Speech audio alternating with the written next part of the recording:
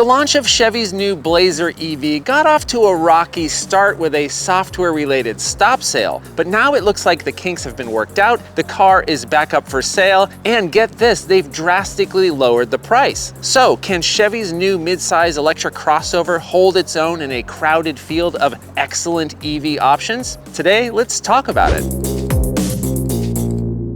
This right here is the Chevy Blazer EV RS all-wheel drive, and it's a big part of Chevy's plan to electrify their product lineup. Even though it says Blazer on the back, it's completely unrelated to the gas-powered Blazer, and you can tell because there's no exhaust pipes, and it has these little blue lines on the Blazer emblem. The gas-powered version doesn't have that. Pretty fancy. The Blazer uses GM's Ultium platform, and it's closely related to Cadillac's new Lyriq. And yes, we do need to acknowledge that the launch of this product hasn't exactly gone as planned, as there's been some glitches with the Blazer's EV software, and that caused GM to issue a stop sale. But now it looks like everything is sorted out. They resumed deliveries and did something completely unexpected. They drastically lowered the price. And there are several trims to choose from, but they're not all available yet. LT is the lower trim, RS is the mid-grade, and the upcoming SS will be the sporty and aggressive looking top trim. Currently there's all-wheel drive versions of both the LT and the RS. Rear-wheel drive versions are coming for both, and a base model front-wheel drive LT is also expected later in the year. This is technically a mid-size crossover, which seems pretty nuts because it looks pretty huge. And when compared to other popular electric crossovers, it is indeed bigger. It has larger exterior dimensions than the Kia EV6, the Hyundai Ioniq 5, the Volkswagen ID4, and the Ford Mustang Mach-E. So what do you think of the styling? I think they did a pretty good job at making it look like a Chevy and not some amorphous, blobby crossover. It has some personality. The front end has a sporty Camaro-inspired look, and while it might be considered gimmicky to some, I actually kind of love the light show that this RS puts on. Even the Chevy logo is illuminated. It does this on the rear lights as well. I think it's pretty neat. So one of the first things I noticed about the side of this vehicle was the ridiculously long wheelbase. These wheels are spread really far apart. Now this vehicle is about the same length as the gas-powered Blazer, but the wheelbase is a full 9 inches longer. So when you don't have a pesky gas motor to stuff in the front of the car and you've got a skateboard-style EV chassis, the designers have a bit more freedom in terms of where the wheels can be placed. And ultimately, that makes a huge difference in terms of interior space, which we'll get to in a minute. But first, let's move on to this charging port right up here. It's right in front of the driver's side door. They tried to get all fancy here and integrate the charging door as a design element, which is cool in theory, but it does mean that there's a big floppy door that hangs off the side of the car when it's open. I worry that this might get damaged or break in the future, but it is neat that it sort of hides the charging port within the design. Now, I've shown this car to several friends and family members, and the number one comment that I've gotten so far unanimously has been about the wheels. Things like, why are they so big and they look enormous? And yes, to my eye, these 21-inch wheels do look a bit large for this car. I think I might actually prefer the 19s on the lower trim. And wow, they're actually 6 lugs. This is something I hadn't noticed before. This is something that's usually reserved for like heavy-duty trucks. Okay, taking a look at the back, yes, it does have a pretty small rear window, but want to see something that's even smaller? Check out this teeny tiny rear wiper. I don't think I've ever seen a windshield wiper this small. I appreciate that they added one here, but I think the space that it can clean is about the size of my hand. At least it's adorable. Okay, let's take a look inside.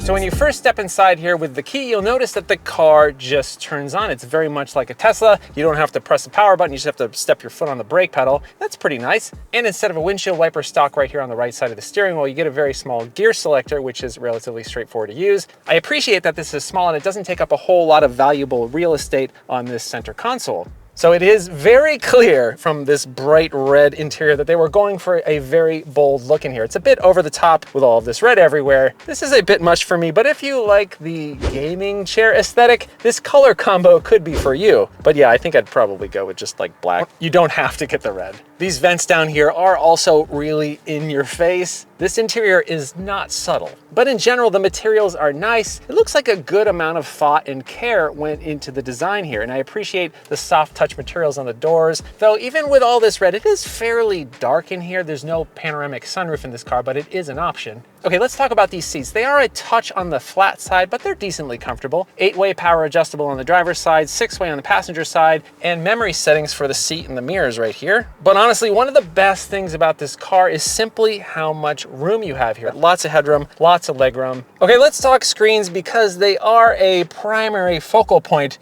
of this cabin. So let's start with this 11-inch digital gauge cluster. Now, there are a number of different configurations here that allow you to display your speed, your battery usage, regen, efficiency, and even a cool map view. I do really like this minimal display option, which focuses your attention simply on your speed, keeps the distractions to a minimum, and I think that's a good idea. All right, moving on to the infotainment system. So first impressions of the massive 17.7-inch infotainment screen are pretty positive. It's well laid out, the graphics look excellent, everything is very responsive. Apparently there were some early production models that had some problems, so it looks like the issues have been sorted out. The design here is unique. It's not a simple rectangle, there's kind of an angle here on the side. And they do have a volume knob integrated right into the screen, which is pretty nice. And at the top here are shortcuts to different sections. And what you can do, which is pretty neat, is you can move these around, drag and drop them, or you can take this one down here. I don't want this anymore, let's bring it down there. That's kind of neat that you can customize it. And yes, the drive modes are only accessible via the menu. Normal, sport, snow and ice, and my mode. I want to change the settings here. You can change the steering, the brake feel, the acceleration feel, the motor sound, all that kind of stuff. But I've been mainly just driving it around in normal.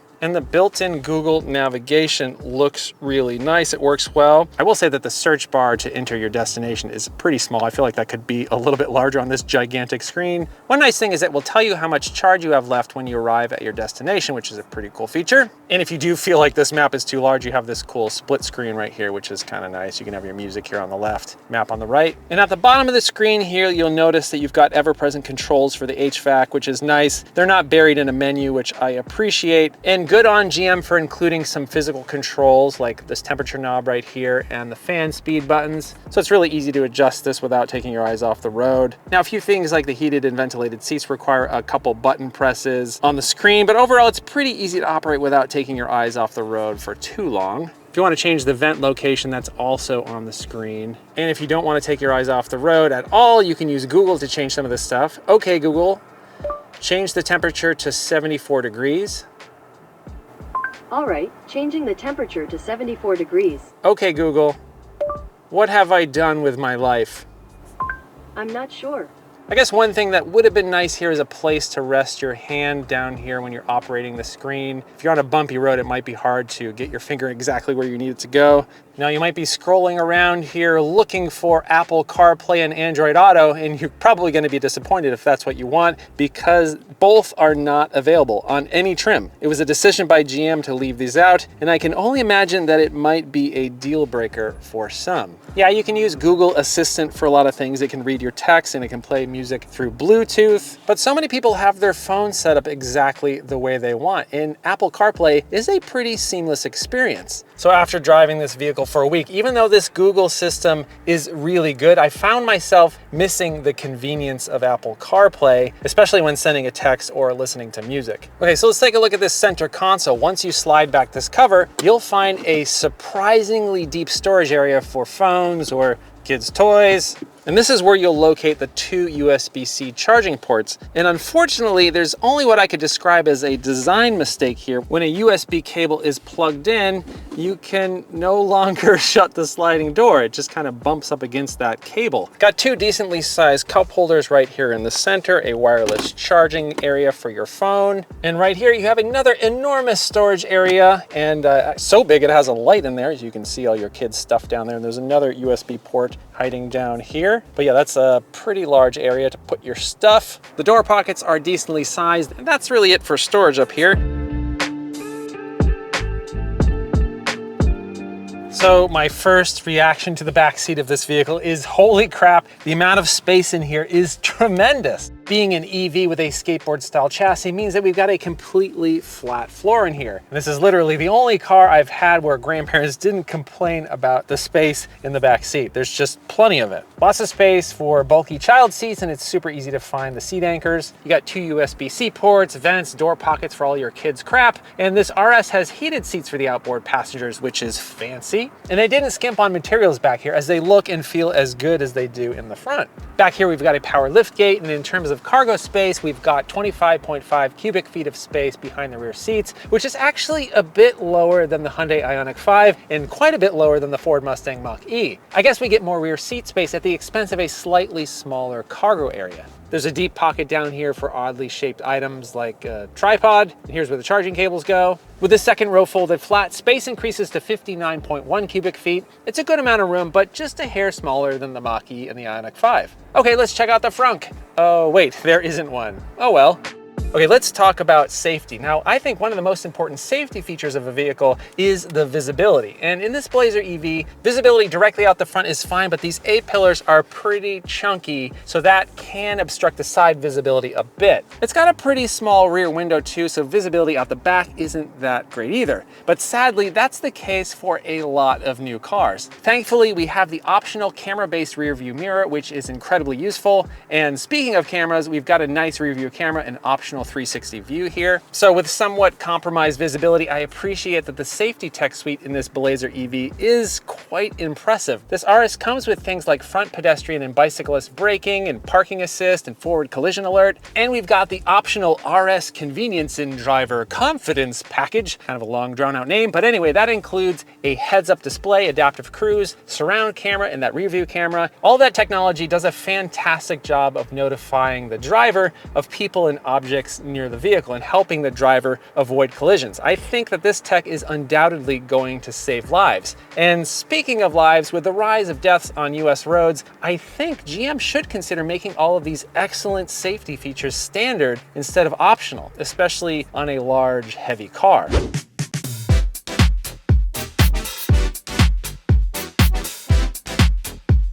All right, so we're setting off in this Blazer EV on this winding back road. Even though this RS trim sort of looks like what a Camaro would be if it were a crossover, it's not really the type of vehicle that you're gonna wanna hustle down a canyon road. And that's fine, not every vehicle needs to be a sports car. This RS all-wheel drive variant weighs almost 5,400 pounds and it feels heavy. It's big and it feels big. The steering is geared towards comfort, but around town and on the freeway, I really enjoy how this thing drives. In terms of ride quality, it's decent for a heavy EV. You still get a fair amount of movement over bumps, but it's a fair amount more controlled and buttoned down than in something like a Tesla Model Y, which feels a little bouncy. This RS all-wheel drive comes with dual electric motors, one in the front and one in the rear, and we've got an 85 kilowatt hour battery right underneath us, paired together, and we're provided with 288 horsepower, 333 pound-feet of torque, and an EPA-rated 279 miles of range. The upcoming rear-wheel drive models will get a larger 102 kilowatt hour battery, 340 horsepower, and 324 miles of range. So yeah, more power and range will be available, but without all-wheel drive. A ridiculously quick SS version with 527 horsepower and a sub 4-second 0 to 60 time is coming as well. And that brings us to the acceleration of this RS all-wheel drive. It can get to 60 miles per hour in just 6 seconds. And now I'm about to get a bit riled up about this. Okay, so Edmunds said that the acceleration of this vehicle was, quote, unremarkable. Okay, now that is just ridiculous. 6 seconds is beyond acceptable. It's downright quick for a family SUV. This quest for quicker and quicker cars is only going to get people in trouble. 43,000 people are killed by cars every year in just the US alone, and we don't need to pretend that we all have race cars when there's no real safe place to accelerate that quickly aside from getting onto freeway on-ramps. When you have insanely fast acceleration on tap under your foot, it provides the opportunity to take greater risks at the wheel, and it leaves less room for error. 6 seconds to 60 is plenty fast, especially with the instant torque that you get with these electric motors. It will feel like a huge upgrade to just about anyone jumping from a gas-powered family crossover. Absolutely no problem passing people on the freeway or getting up to speed on the freeway. To be honest, car reviewers need to settle down a little bit and stop saying every family crossover needs to accelerate like an F1 car. It's just completely unnecessary. Okay, that was my dad rant. My dad rant is over. Now we'll start driving again. Thanks for listening.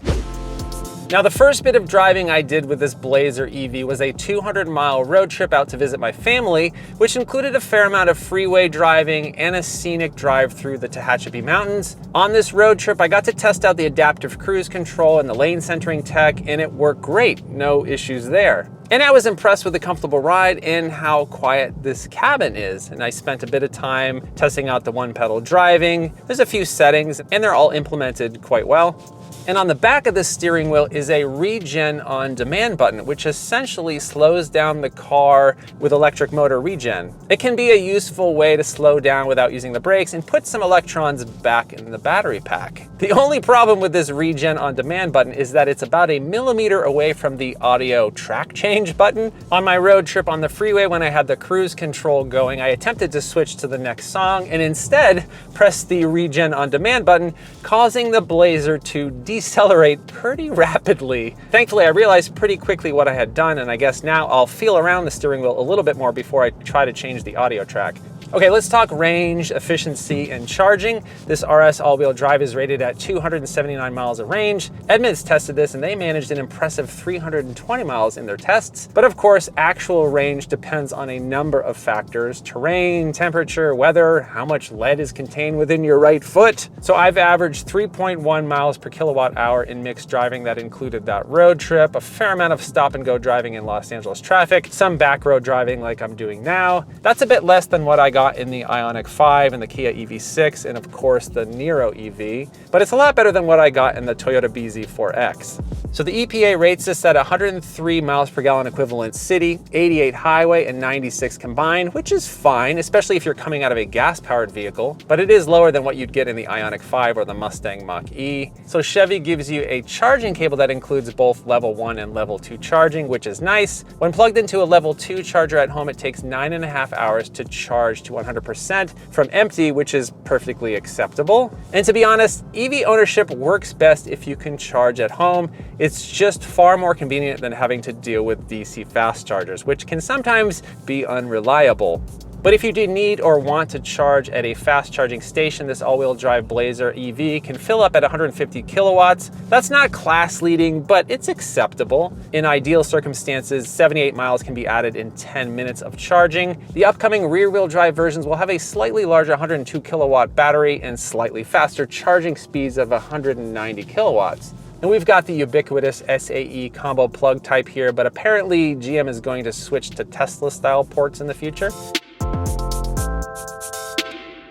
Okay, so how much does all of this cost you? The lower LT all-wheel drive trim starts at just over 50 grand. Eventually, a sub 50K front-wheel drive trim will be available. And this RS all-wheel drive, it starts at 56.2, but with the RS convenience and driver confidence package, it jumps to almost 61 grand after destination charge. The RS gives you a lot of cool features, but that's getting into Cadillac Lyric territory. Now, in terms of competition, you might think that something like the Hyundai Ioniq 5 or Ford Mustang Mach-E are direct competitors, but the Blazer has significantly larger exterior dimensions. It's a full 7 inches longer and 4 inches wider than the Mach-E. But even so, I can see a lot of people cross-shopping them. The Hyundai Ioniq 5 has smaller exterior dimensions, but somehow it has a touch more cargo space than this Blazer. It's also more efficient, but the Blazer does have more passenger space. The Volkswagen ID4 is much cheaper, has a fair amount more cargo space, but less passenger space and a somewhat infuriating infotainment system. The Tesla Model Y is more fun to drive, it's cheaper, but it's also smaller.